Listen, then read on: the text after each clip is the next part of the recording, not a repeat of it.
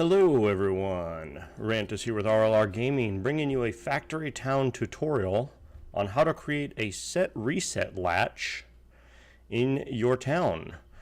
I was playing the other night trying to come up with an inventory control system, and a friendly user in my Twitch stream pointed out that what I was trying to create was in fact called a set-reset latch.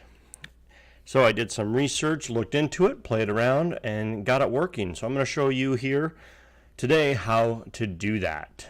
What it's going to allow us to do is have a controlled output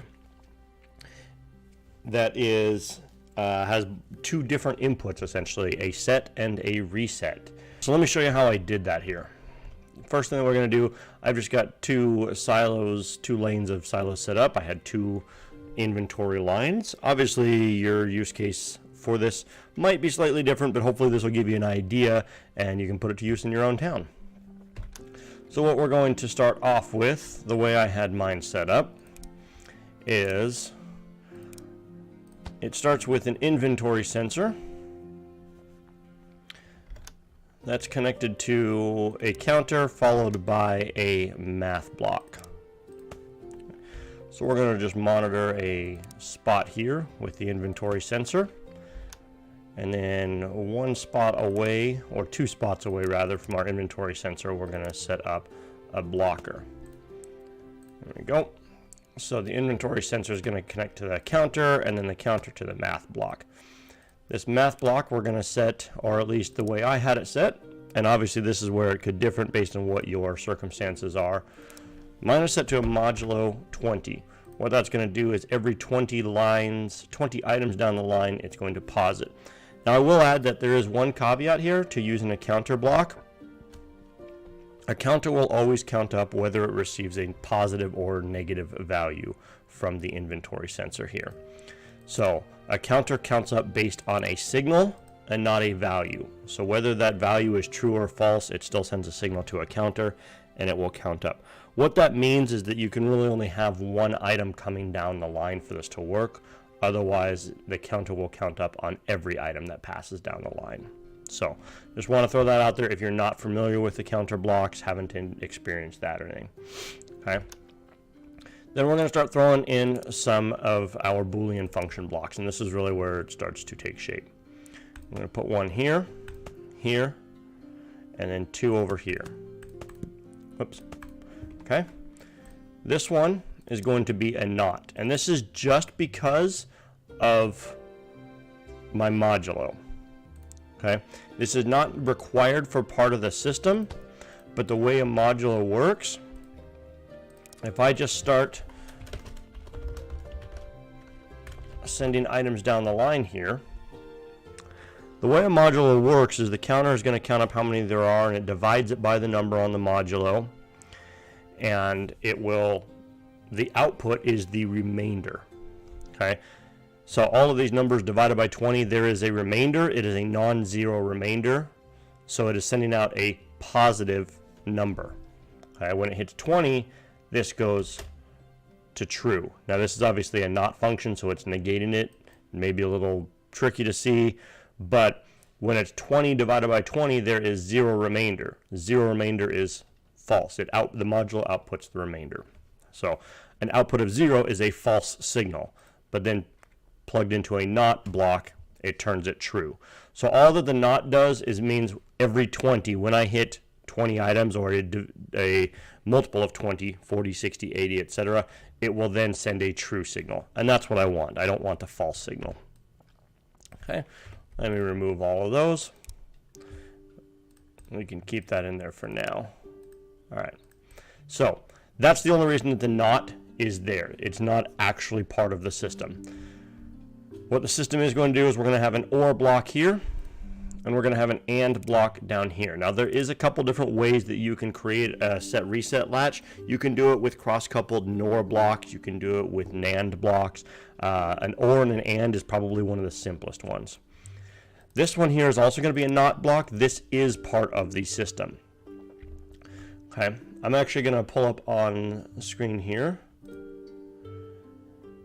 a logic diagram of the system that we're creating, and you can see the symbols here for the or and the and will match up here on the bottom right. You can't see my mouse, but and then the small circle that you see in front of the and, which is on the reset line, the very bottom line, that means it's inverted. It is an inverted input, which is what this NOT block is. So we're going to wire this up. The output Q in this instance is going to be our blocker switch. So our set switch, which is going to turn on the blocker and hence stop the line, is going to be this iron plate inventory. So I'm going to go from the NOT to the OR, and then the output of the OR you can see goes to the AND, and that is one of the inputs of the AND.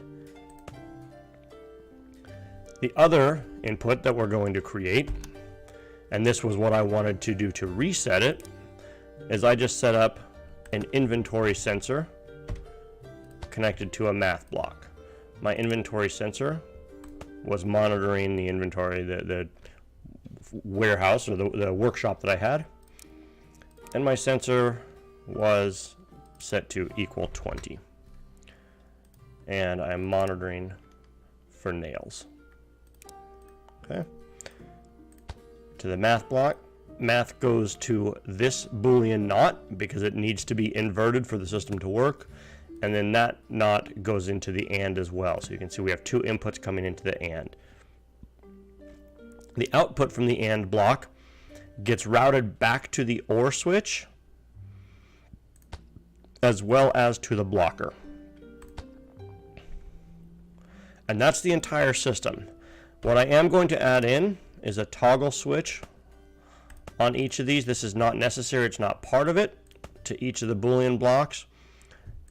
This one actually goes to the NOT block. Okay. And all this does is it allows me to manually trigger these. It's not, again, not part of the system, but there's been a couple times where I'll need to manually trigger it. Okay, and I'm going to throw in a blocker here just so I can stop the flow when I need to. But the main system is going to be, this is your set condition here, my inventory sensor, counter, modulo, whatever you want your set condition here. Goes into an OR switch. That OR has one output that goes to the AND. The AND is on my reset line. With your reset condition here, my reset condition being a inventory sensor, nails equals 20. That goes into the NOT goes into the AND goes both to the OR switch and to my blocker, your output, whatever you want to control. So I have two separate control systems. I have a set system up here, and I have a reset system down here that is all controlling this singular blocker. So if I reset this here, what I want to do first, there we go, is when I control click, if you're not aware, you can control click on a toggle and it will pass the signal, or it will trigger that signal. And you can kind of see the whole idea behind a set reset is once it's set, re-triggering the set condition doesn't do anything. If I trigger the reset condition, it turns the blocker off. And same thing down here.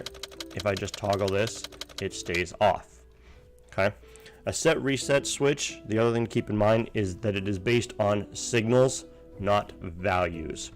If I were to leave this on here, this doesn't do anything because it's constantly receiving that. It doesn't ever set it again because this is left on. It's passing that in. As soon as I reset it, here. And you may find there's a couple of situations where you can constantly toggle it on and off. Right here like this. Okay. There we go. I want to reset it. So just keep that in mind that it's based on the signals passing through. So every time I go to set or reset, I'll toggle it on and then off. Because again, multiple toggles are not going to do anything. So I want to reset it right now. And we're going to send some items down the line. So we already have some iron plates in there. And so we're going to set this up and get this to go. Let me turn that off. So every time an iron plate passes through our inventory sensor here, it's going to count up. And as soon as we hit 20, which is what our condition is here, it's going to turn the blocker on. It will set the output of the block. Right now, the reset is off because there are no nails in this storage. So there, the block just got reset. Or excuse me, it got set. Okay. There we go. Now I'm just going to turn this on. I'm going to let these nails pass down the line. And the moment we hit 20 nails in here, it's going to trigger our reset condition, which will turn the block off. And this is exactly what I was trying to achieve in my game. I wanted to let a bulk of iron plates through, so as soon as it hits 20, it would block all of them so that they would queue up. And then when my inventory fills up with nails, it would reset that blocker and let them go through, which is going to happen right now. And there it goes. Because what would happen is I would back up on nails. I would fill up here, and I would have a huge backup line on the nails. And so I was just trying to keep that from happening. Obviously, like I said, there's a lot of different conditions where you could set yours up. As soon as we hit 40 plates again, it's going to trigger the set. And there it goes. Now, obviously, in this case, the reset is not going to trigger because I have it just set to equal 20. Even if I manually reset it, even though this is false now, it's not changing it. Let me turn that off because once it's reset, future signals don't matter. It will only set when this trigger is true again. It's going to hit 60 and it'll set again. And that's why you would maybe want the toggle switches so you can go in and manually set or reset the switch. But just that's what you want to keep in mind, is that it has two states, set or reset. The blocker is on right now, that means it's set. The only way to turn it off is to trigger the reset. If I set this to nails equals 100, well, the moment we hit 100 nails in there, it will reset the switch.